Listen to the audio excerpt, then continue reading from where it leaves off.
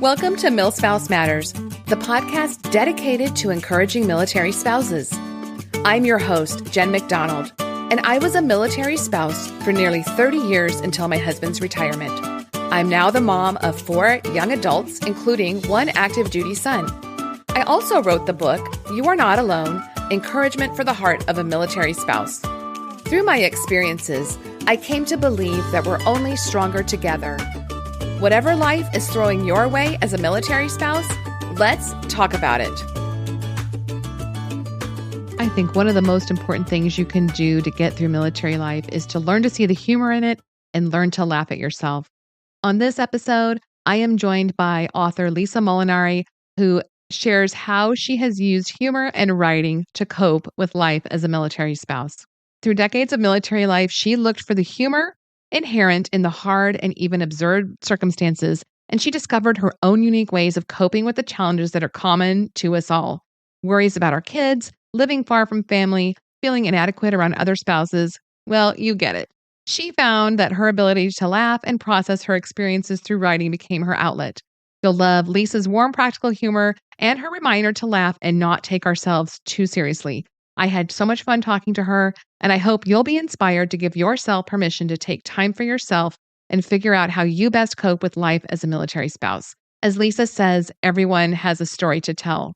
Back when we recorded this, COVID had just hit and the shutdowns, and so her whole book launch and planned book tour was significantly affected. So she just regrouped and created a virtual book launch called It's Almost Dinner Time Tour. And she posted short videos, photos, and author news on social media. So as you'll see, she has found a way to face life with humor, and I really think you're going to enjoy my talk with Lisa on this best of episode. Hey friends, if you or someone you know needs a little pick-me-up, then check out the Unbox Me Sunshine Gift for Women self-care package with herbal tea, a mug, bath bomb, candle, fluffy socks, lip balm, sheet mask, scrunchie, and a sending sunshine card. Send a box of sunshine to one of your loved ones, even if you're far away. We send so many care packages to our military members, but sometimes the spouses need a pick-me-up too. So maybe you'd even like to get it for yourself. Unbox Me sunflower gift baskets are hand-packed with care using premium products that are sure to bring love and happiness to the receiver. This can be a birthday gift box, a get well soon, a thank you, a thinking of you, and is ideal for sending a gift to cheer someone up.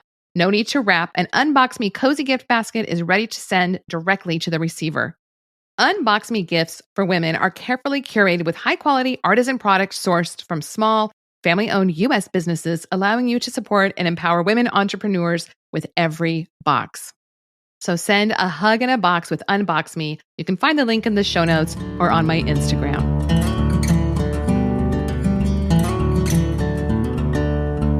This week, I'm talking to Lisa Molinari, and she is just a ton of fun and so insightful. We're talking about finding ways of coping and adapting to military life, and I think you're really going to enjoy what she has to share. So here is a little bit about Lisa. Lisa Smith Molinari is an award-winning syndicated humor columnist, a military spouse, mother of 3, and the author of the book, The Meat and Potatoes of Life, My True Lit Com. Her columns appear weekly in Stars and Stripes newspaper and other publications across the U.S. Lisa started writing 10 years ago as a way to cope with stress during deployment and to find the meaning and the humor in the minutiae of modern family life. You can find more about Lisa at Facebook, The Meat and Potatoes of Life, on Instagram as LS Molinari, Twitter, Molinari Writes, and Pinterest, The Meat and Potatoes of Life. And of course, these will all be in the show notes for this episode. So we are talking about her book and how it came to be. It's available for order in hardback and ebook from Barnes & Noble and Amazon, and also can be ordered at militaryfamilybooks.com. And you can find out more about her book on the publisher's book page at elvarisa.com. So let's just jump right into the talk with Lisa Molinari. I think you're really going to enjoy what she has to share. Thanks for listening.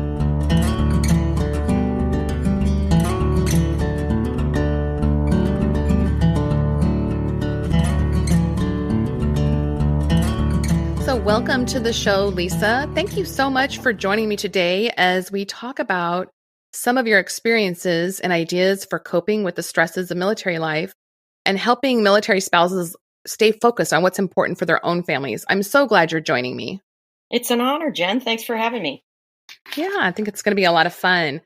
So I know you're putting out a book and lots of exciting stuff going on. But before we get into that, can you tell listeners a little bit about yourself and your family and your background in military life? Sure.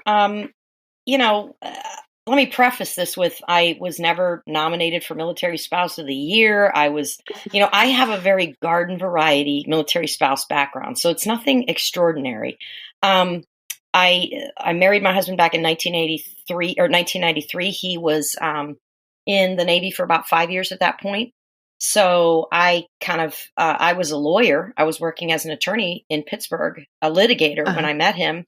And I just loved the romantic idea of marrying a military guy.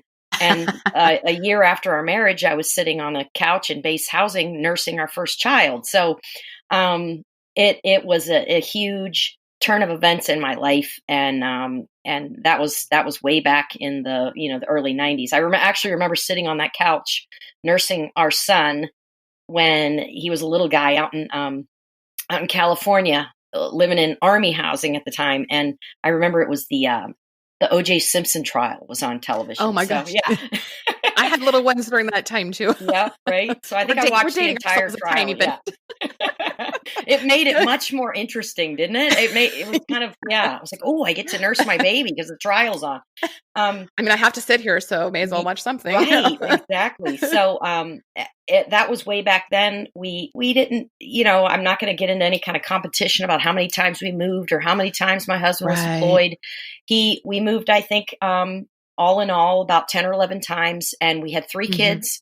And I've lived he was intelligence, so we lived in a variety of places. He wasn't tied to any one particular part of the country or overseas. We lived overseas twice. It was a huge, grand adventure. So, and now we're here. Our kids are all adults, but our youngest is 19, oldest is 25, and my husband retired after 25 years on active duty and now has a civilian job, and we're living in Rhode Island. Wow. Well, I think the whole garden variety life is very relatable because you didn't have to have some huge epic event, but you made it work for decades. So you obviously did something right. But going back to that young mom on the couch, I think I got married pretty young, but I was in nursing school and then I was working as a registered nurse. And I remember having that feeling of all of a sudden I was home with little ones and going, what just happened? Like it's all good, but this is not if you had told me that was what I would do with my life, I would have been shocked. And so I think you have a little bit of that experience too. It was a surprise because I was naive, and when I was practicing law in my 20s, I didn't understand what married life and I didn't know anything about military life. I didn't know what was going to happen. So I had this sort of naive belief that, well, you go to school, you become a lawyer. You went to school, Jen, and you became a nurse. I never thought that I would ever walk away from that. I always thought on some level it would be there. I didn't intend to abandon my legal career, but as you go along in life, you get dealt a hand and you have no idea what that hand is going to be. So you can't predict how what you're going to discard and what you're going to pick up. You just have no idea. So what happened to us that it wasn't just military life that came along, but we had, one of our children had developmental issues. And when we were living in England, out in the middle of nowhere, and he was, my son was 3 and I had a newborn at that point. Anna, our middle child, was about 6 months old, and our son hadn't started talking normally yet. And he was doing, he had some other delays. And we took him to the pediatrician at Lakenheath Air Force Base there, and he diagnosed him with autism, and we were devastated. And at that point in my thought process, my legal career became the lowest priority of anything in my life. And it stayed that way, you know, and I was in England anyway. I was overseas. I needed to be there taking care of my kids. That's what my instinct told me. Well, even without Right. developmental delays, with my son and work to do and therapy to do for him, military life kind of helped me because my instinct was that I wanted to stay home with my kids and I wanted to take care of them. And because of military life, I didn't have that tough choice to make. It was like, Right. oh, we're getting stationed in England. I can't practice law there. Well, I'll stay home and raise my kids. I'm thankful for that. I really am, because I know I probably would have struggled with the choice, Right. but in the end, because of military life, making that choice for me, I feel like I did the right thing, and I'm glad I did. I don't have any regrets at all. So that was the reason initially that I didn't even pursue part-time work in my law career. Even when we came back to the States, once I'd stayed home with my son and we got him back on his, feet developmentally. And by the way, he ended up losing that diagnosis over the years because we did so much therapy, and he's now a software engineer at Raytheon. Went to college, the whole ball of wax, lives on his own, doesn't want me to come over and bother him. He's just a typical 25-year-old. So, but we do have that history that we had, autism in our life for quite a few years. So, but after staying home with him, I sort of thought, I see the benefit in this, and I don't want to rob my other two children, our two daughters, from that experience as well. So I stayed home with them and tried to read my legal supplements and, keep up with it. But even that, after a while, I just said, look, I don't want to split myself in two directions. I want to do this one thing and do it well. Yeah. And, what was your experience with that? Did you? Oh, I think that's such good advice and so relatable. And I think, like you said, you kind of get forced into making a decision that's best for your family. And I did go through something similar when we first moved away, and I was working a lot, and then we had our first son, and you're not near family or really any support, and you just have this little newborn. And my thing was, I couldn't just leave him with people I didn't know. I just couldn't. Yeah. And by the time he was turning one of the nurses I used to work with had called me, and she said, the office we're working in, the doctor had agreed we could split a job. Like, she was like, you could come in 2 days a week and I could do 3 days a week, or whatever would work for you. And I had just found out I was pregnant with my second one. Oh yeah. Right. It was like the day after Matthew's first birthday. And I said, well, probably going to have to put that off because I'm pregnant again. And I could just tell she was kind of like, huh. Yeah. And then we moved, and I think as the years went on, it's like you said, I kind of had this thought I'd go back. And here I am 30 years later, and I never did go back. But, it prepared me because our second son had a lot of breathing issues with asthma. And I was responsible for giving him breathing treatments and doing all these things at home with him. And so I always think God just kind of prepares us for things we don't even know are coming. So that's my thought on it. And, don't you wish that back then, when we were making ourselves feel guilty about not attending to our careers, don't you wish that we would have known then what we know now, which is that the better thing to do is just embrace what you're doing, embrace that you're staying home. And, I don't want to act like, someone, that someone who decides to go back to work is doing the wrong thing. Like my best friend from high school, she married a guy who's not in the military. They didn't move a lot or anything, and she's a great mom, but she's a landscape architect. And at some point she was like, I can't do this stay-at-home mom thing. I have to go out and work. I'm a better mom when I go and come home from my job, and she just needed it personally. So I get that, but I didn't feel that. It's different for everybody. Right. Yeah. I didn't feel that myself. I had this like burning instinct that like you said, I had a fear of having someone else watch my kids. I was one of those annoying first moms who didn't want anybody to hold the baby. Yeah, I was a little protective, and I really did love being at home with them. And then we, just some of those things that snowballed, we ended up homeschooling and making other choices that you couldn't have told me beforehand would have been part of my life. And that's okay.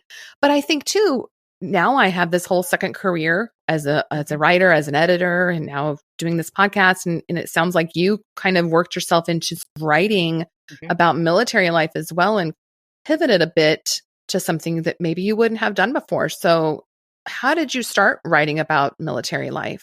Was it just for yourself, or were you putting that out there? This is a perfect segue between the two topics of staying home and like what you said, where someone gave you an opportunity and then all of a sudden you knew you were pregnant.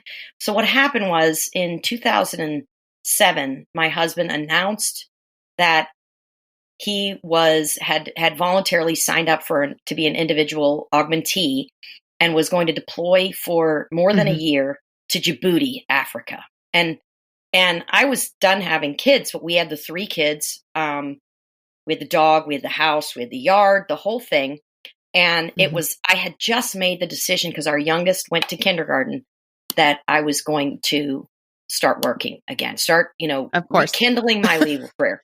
And then he announces that he's leaving to be in Africa for a year. And I knew I can't manage all that. I won't be able to do it. Right. So I started to, another thing was, and I hope other moms don't put themselves through this, because I spent so much money to earn a law degree and take the bar and all the work that went into it. I had this underlying thing where I thought I had to be super mom, because if I wasn't super mom, right. Yeah. It just wasn't good enough, because there has to be a reason why I would have given up my legal career. So when my husband first went away, his name's Francis, I was really good at it.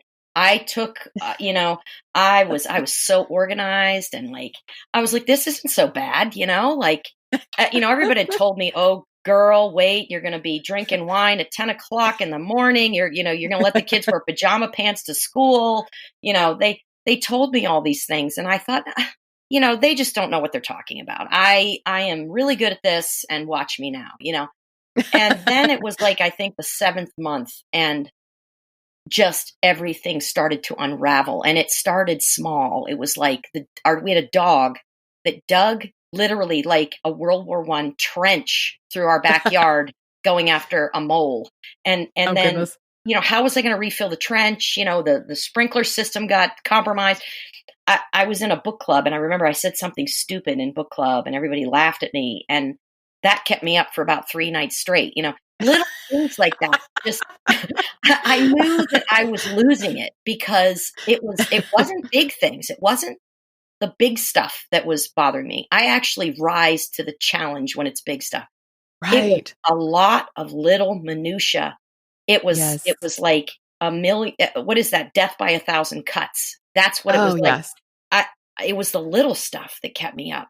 And I feel that on a spiritual level. Really oh my God, I went to Bunko, and I brought a cheese dip, and it was the trendy wife with the really cool boots brought some, super cool recipe. And I would just make myself feel horrible about it. And I knew I was losing it. And I was drowning in minutia, for real. I think I didn't understand anxiety and stuff back then, but I know now, looking back, that this was some form of probably clinical anxiety that I was starting to go through. And I laugh about it, and I make a lot of jokes about it, but that's my coping mechanism. But how I worked my way out of it without knowing that I probably should have asked a doctor, I started writing.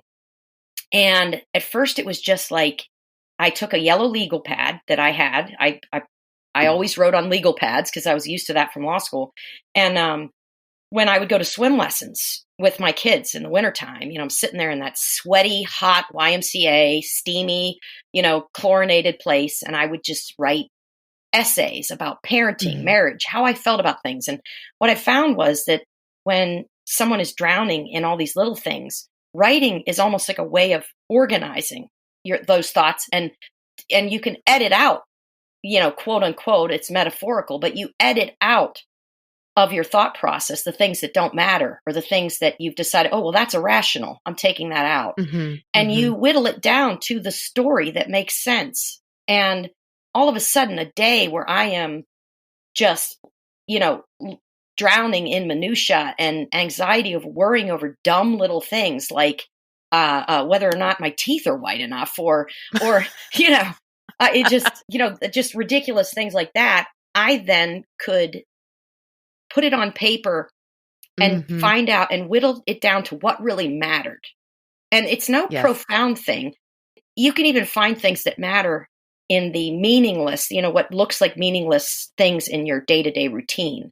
There's a lot that matters in your day to day routine, but it's not what you think it is. And the writing Hmm. really helped me. Today they call it mindfulness, but really what I was Hmm. doing, it was an exercise in mindfulness. If you follow me on social media, then you know that my daughter is due with her first baby very, very soon. And I know some of you are expecting too. What an exciting time. So I was happy to get a request from a company called Pink Stork to try out their pregnancy and pre labor teas because I knew just the person, not me. So Grace tried it out and is still drinking the teas as she comes up to the birth of her first baby. Pink Stork was born out of the personal health struggles and complications that the founder, and who happens to be a military spouse, Amy Suzanne, experienced during her pregnancies. As a military spouse, she battled isolation, defeat, and guilt as she was in the hospital for months and away from her family while her husband was deployed. Many of us know that life. So Amy created Pink Stork, the wellness brand for women that helps others facing similar challenges. Pink Stork offers clean, effective supplements supporting fertility, morning sickness, pregnancy, postpartum, nursing, and more. There are no GMOs, gluten, soy, or dairy, and Pink Stork's prenatal vitamins and supplements are designed with your well being in mind. My daughter Grace said she likes the tea cold because it is hot, hot, hot here in Texas, and that it's great with honey or even mixed with lemonade. Pink Stork is proudly women owned and women run, and Pink Stork's expert female team ensures quality at every step. All products are third party tested for your peace of mind. So if you're ready to embark on your own wellness journey, subscribe and save 20% on your Pink Stork favorites through the link in the show notes or on my Instagram.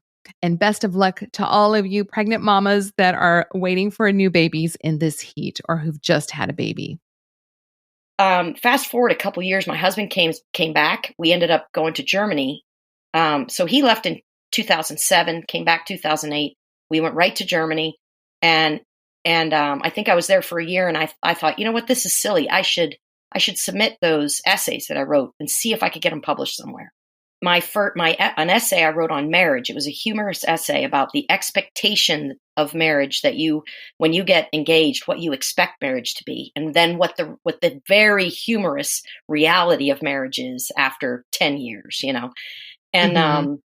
I sent these out to several newspapers, and it got picked up by the Washington Post That's in awesome. 2010. So that sort of started it. And I was so naive at the time. I don't even know. It was like an accident that I got it published, and the Washington Post was kind of a big deal. So I thought Yeah. naively, oh, well, maybe I can be a writer now. That's what I can do. And you know what it takes, like my learning uh, curve. I basically had to sit down and then teach myself writing yes. after I got published in the Washington Post. Yeah. So I became a student of it after that and started my own column. I self-syndicated Hmm. that column. It's called The Meat and Potatoes of Life. I self-syndicated it to a whole bunch of newspapers over the years.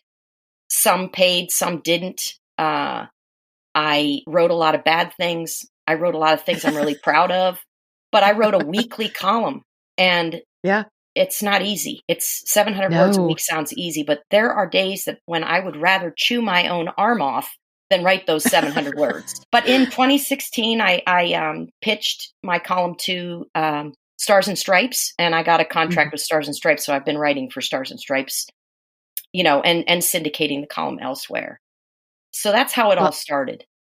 I love that story. And I think I was really starting to kind of submit my writing around the same time. I think it Yeah. must have been my oldest was coming into high school. And it's like what, I had written for a long time too. And I love the thought of mindfulness. I always called it a brain dump. If I could Hmm. just get it out of my head, Yep. even if it was onto a Google Doc or a Word doc, Yeah. it meant I didn't have to process it anymore. It was a way of processing it. Hmm. So yeah, I totally, as a writer, totally get that. And then Exactly. kind of having to learn. And I kept my rejection letters for a long time. I thought Yep. they were some of them were kind of funny. And Yep. so it just keeps you humble. But I love your writing voice. And obviously you're really funny in the way you look at life. And so your book is also called The Meat and Potatoes of Life, just like your column. If you wanted to describe it in a nutshell, your book, because you're doing this kind of virtual book tour right now, what would you say is the main theme or focus of your book? Well, the story that I just told you about becoming overwhelmed during my husband's deployment, that's kind of the setup for the story. And essentially what it's about is an overwhelmed mom, a military mom, but actually any mom could relate to this, who finds herself just drowning in the minutia of modern family life. There's a lot of nostalgia in the book too, because I describe what it was like growing up and how our parents didn't necessarily have it easier, but they didn't. Modern life and life prior to the internet, basically, if I can just pick a random, dividing line, were so different in so many ways. We were blissfully ignorant of so many things back in those days that today, 24/7, we're getting information, constant information. And for people who can tend to feel overwhelmed, like I was, this is a recipe for disaster. So those people need the coping mechanism to deal with modern life and modern family life that's got so many details and minutia. Yeah. So the setup is the story that I told you, and then it proceeds on to tell this family's coming of age story from marriage all the way to empty nest. And it's written like a sitcom. It's called The Meat and Potatoes of Life, My True Litcom. So I was told over the years when I was writing, people would tell me, your essays or your columns, they read like a sitcom. And they would compare it to like The Wonder Years or to that sitcom called The Middle. And I would get compared to these sitcoms. And I thought, why not write a book that's like you could binge read it like you'd watch a sitcom, So the book is written in episodes, and those episodes are contained in 5 seasons, not fall, winter, spring, not those kind of seasons, but seasons like the seasons of a sitcom.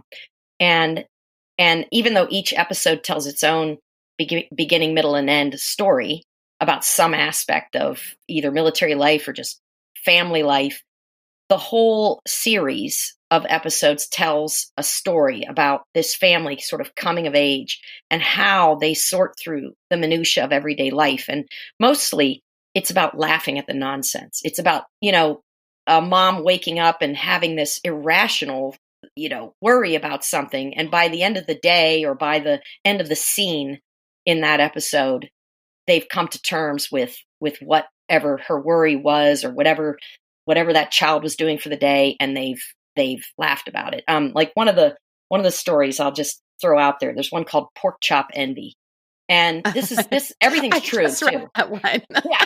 So that's funny. This is absolutely true. My husband's girlfriend, who he knew before me, she cooked with shake and bake, and I was like this purist. Like my mom was super snobby about cooking, and she kind of instilled in me that nobody uses shake and bake. It's cheating, So somehow, because it was with his stuff, this box of shake and bake like moved with us. Like we went through 2 PCS moves and the shake and bake was still there. So that's hilarious. You know how the spices move and you never know whether something is inspired. Well, somehow the shake and bake moved with us. And so I found it when we were living in England, and I was like, I was like mad. I was like, this is this relic from his old girlfriend.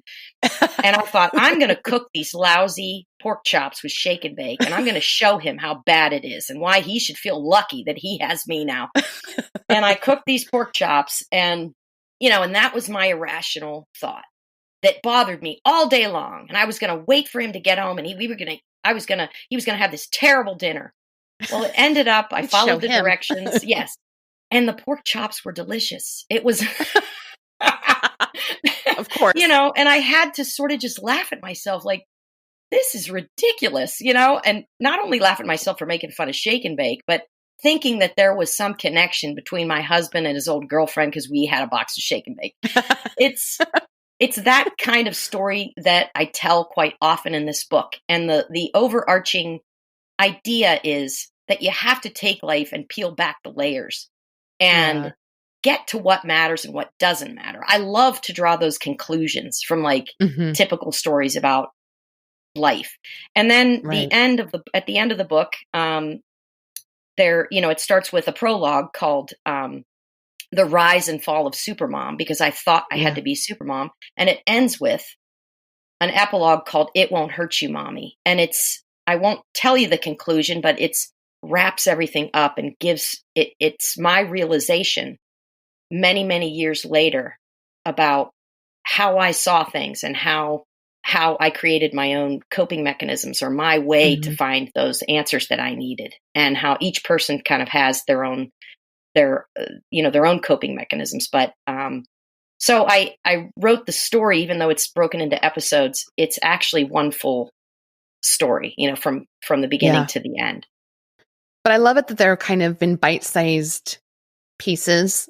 You know, you can sit down and read a couple and laugh or cry or whatever your take is on it. I just think it's a gift to not just military spouses, but to anybody, because it's perspective. Mm-hmm. Absolutely. Yeah. I think you did a great job. Thank you. You're welcome. Well, and I know you and I had talked before we came on about some of the demands military spouses feel, and you touched on that as well. Mm-hmm. And I think a lot of us come into it, military life will not define me. And you talked about your coping mechanism has been humor.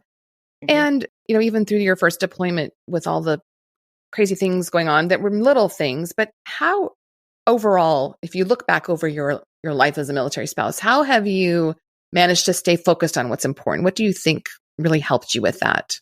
Or what tips would you have? Well, I would have to say that storytelling in whatever form that took for me was very helpful. Like I said, there's something in me that takes in information and observes the world. But at some point I have to sit down and make sense of it. And I think my way of making sense of it has been humorous storytelling for the most part, or even if it's serious storytelling.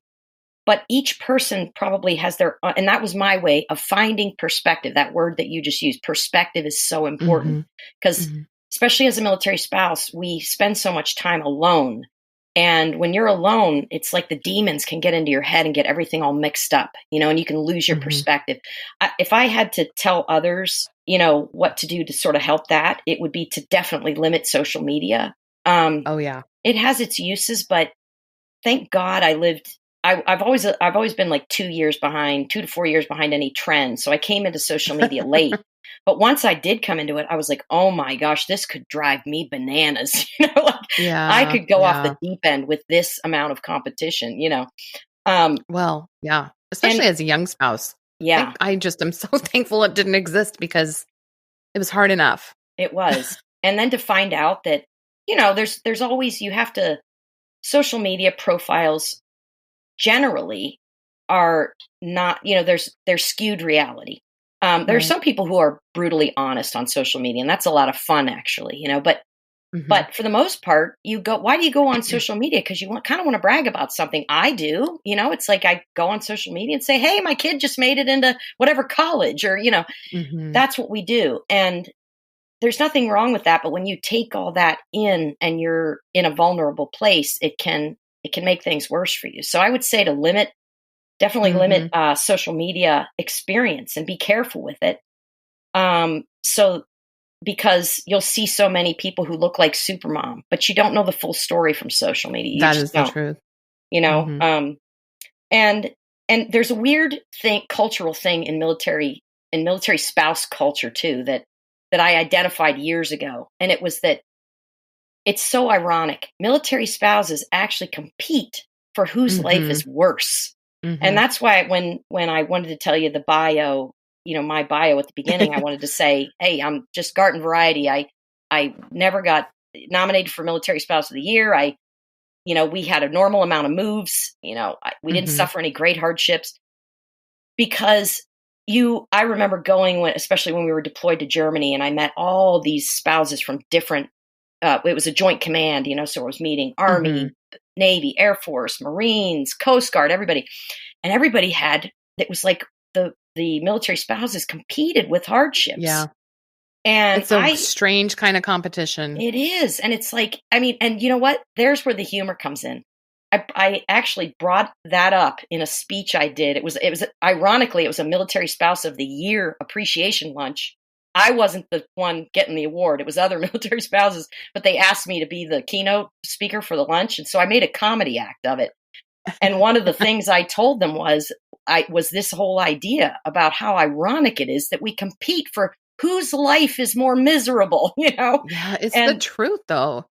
When you really think about it, it's silly. And it is. That is one way that I cope, is that I whittle things down. Humor, I was class clown. Humor's always been something that's important to me. And I've used it as a crutch. I used it in high school as a way to cope with my own insecurity. I use it as a way to cope with anxiety, and so it's my thing. It's not going to be everybody's thing, but it's definitely my thing. Well, and I think the whole thought of the competition thing, then that can also prevent less experienced spouses from even speaking up that they're having a hard time, because they feel like they're going to get punched down. Like, well, it's not as hard as what I went through, or, oh my gosh, it's just, you've only moved once, or you've only whatever. And that's not the kind of conversations we need to have with each other. Right. It's true. You have to find perspective, and it can take, I think having friends is really important, but not all social media friends, like real legit friends. Like in real life. Yes. Yeah. Agreed. And of course you're going to make new friends at each duty station. So you may have friends only for a short time and then you're moving on to others. But even those short friendships can be so helpful. And it's got to be the kind of relationship where you're sitting on the shared base housing patio together on a Thursday night and your hair's a wreck. Right. Those are the good the moments. Knock on the back door kind of friends.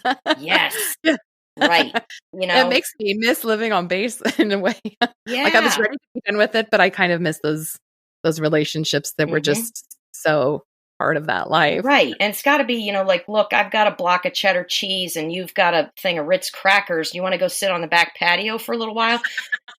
Those are the helpful ones, not the competitive relationships. Because you can sit and you can talk about reality and sort through it and laugh or cry, whatever it is. It's important to sort through things. Don't just keep going on life full speed. Sit down and reflect. That term mindfulness comes up all the time today. It sounds so Zen, new age, but there's something to that. There's something to it. And I think it's actually been around a long time. They've just decided to call it mindfulness now. So writing brings mindfulness for me. It might be other things for other wives, but definitely find your path to that to help you get through the hardships. Yeah. Yeah. Or exercise or a hobby, or like you said, it just, everybody's coping mechanism is going to vary, but I think it's giving yourself permission that you can take time for that. See, and that's because we've been around a long time. That's another thing that probably younger wives don't know, is that through all those hardships, one thing that you don't realize is that someday you're going to look back and you are going to be really proud of yourself. Just for enduring it. And you will become sappy about military life. I will. Right? You get to this point where, I've put out before to people, oh my gosh, if I hear the national anthem, I always get a little misty. And I didn't do that before. I didn't do that back when the kids were a little younger. But somehow, just having led this life and really living the concepts of duty and hardship and what it means, to serve your country, even as a military spouse, and your part in that, it becomes a badge of honor one day. And it's something that cuts, or, it hits you deep. And we live right now on this little island. We're right across from the Navy base. And at night, we hear taps coming across the water. And I love it. I love it. That makes me cry every time I hear it. I can't take it. Yeah. Well, it's colors, actually, not taps, but it's colors. Oh, and taps makes me cry. Yeah, taps makes me cry too. but just hearing that familiar thing, when we used to live on base and they'd play colors and you don't stop. And I remember when we were stationed in Florida and it was Halloween and I'm sitting on the porch. My husband was gone, the base of our base house, and I'm giving out candy. And here are these sweet little kids in their costumes, and all of a sudden taps goes off on the base loudspeaker, and all these little princesses and frogs and superheroes without their parents around them stopped and stood at attention. I'm going to cry just thinking of it. It's, So the point That's I'm trying to awesome. make is that it seems so hard when you're going through it, but honestly, it instills so much pride, as after the years pass, you kind of look back in a nostalgic, prideful way. Yeah. Like, look what I did. Look what we Hmm. made it through. Right. Well, yeah, I agree with all of that. And I think listeners can hear your heart, towards military life for sure. And as we're kind of coming to a close, at the time we're recording this, and, who knows when it's going to end, this whole quarantine and all of that. And then there's the stop move orders. There's families that are kind of stuck in limbo or going through a deployment, and then now the spouse can't come back, or they just don't know what's going to happen. Since, we're both experienced spouses here, Right. I was going to give you a minute to maybe give some encouragement to families that are going through a tough time. Wow.